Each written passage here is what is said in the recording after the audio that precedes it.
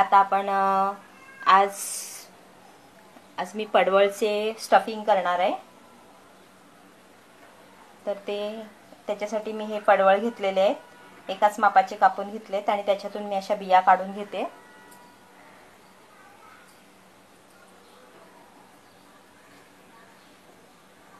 अशा प्रकारे सर्व बिया काढून घेणार आहे आणि त्याचा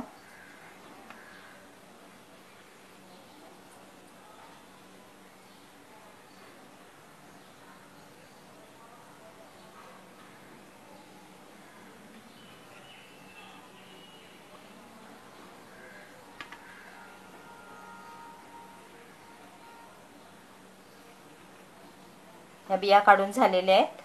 आता मी त्याचं स्टफिंग तयार करणार आहे। त्याच्यासाठी एक कांदा घेतलेला आहे, त्याच्यामध्ये त्या कांद्यामध्येच हे मी बिया सर्व भाजणार आहे, कारण एकदम कोवळ्या आहेत बिया।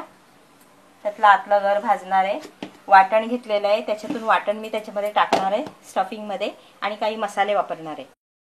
टोप ठेवलेला आहे गॅसवर, त्याच्यामध्ये मी 1 चम्मच तेल टाकते।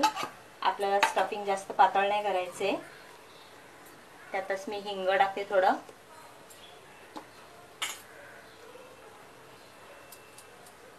अर्धा चम्मच जिरा, थोडा जिरा तडतडला की त्याच्यामध्ये आपण कांदा टाकणार आहोत।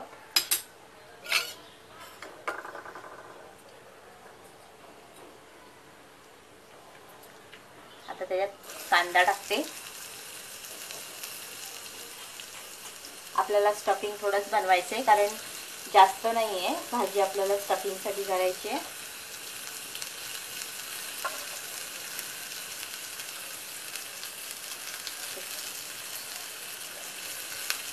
कांदा आपण छान भाजून घ्यायचे।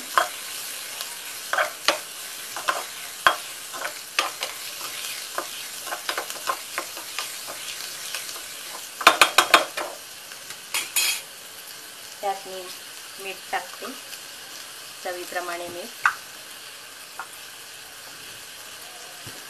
हळद अर्धा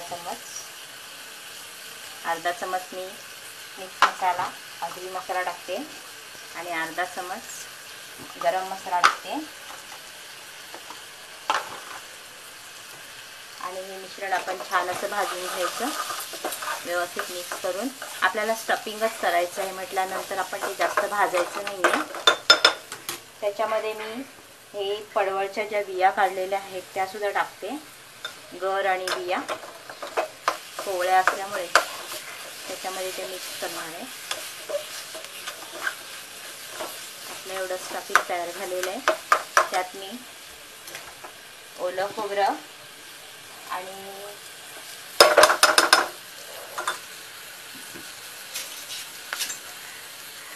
आणि कोथिंबीरीचं वाटप टाकते। ते पण जास्त टाकायचं नाही आहे, 1 चम्मच घेतलेला आहे। छान मिक्स करून घ्यायचे आणि हे आता आपण स्टफिंग करणार आहोत। गॅस मी बंद केलेला आहे। स्टफिंग थोडंसं साधारण थंड झालं की आपण ह्याच्यामध्ये ह्या पडवळांमध्ये ते अशा पद्धतीने भरून घेणार आहे दोन्ही साईडने।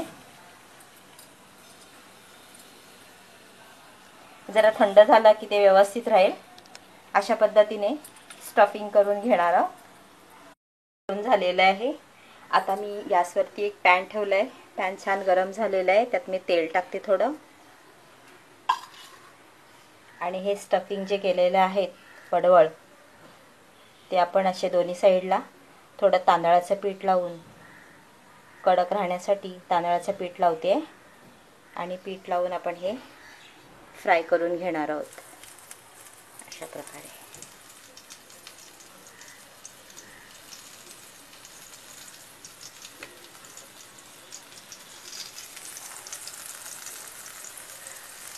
सर्व फ्राय करून घेणार आहोत आपण। सगळ्यांना पीठ लावून घेते।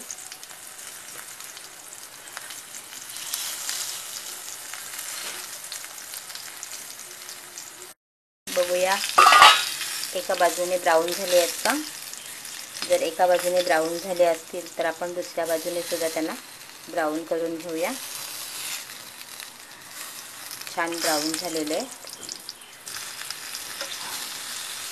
खूप पलटी करून घ्यायचे.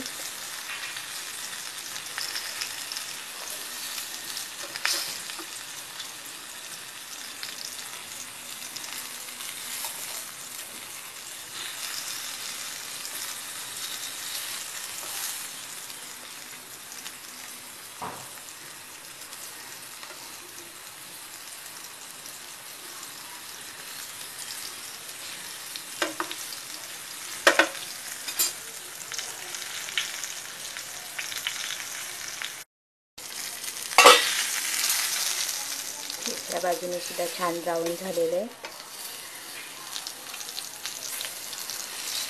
आता आपली पडवळ तयार आहे. स्टफ पडवळ तयार आहे. आडवे सुद्धा छान असे भाजून झालेले आहे. आणि आता आपण हे सर्विंग बाउलमध्ये काढून घेणार आहोत. अशा पद्धतीने उचलते आणि असे काढून घेते. गॅस बंद करते.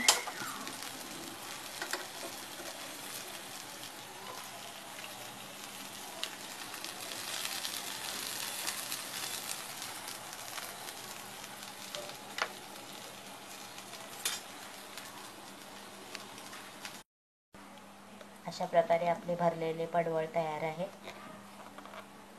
हे आपण जेवणाबरोबर खाऊ शकतो.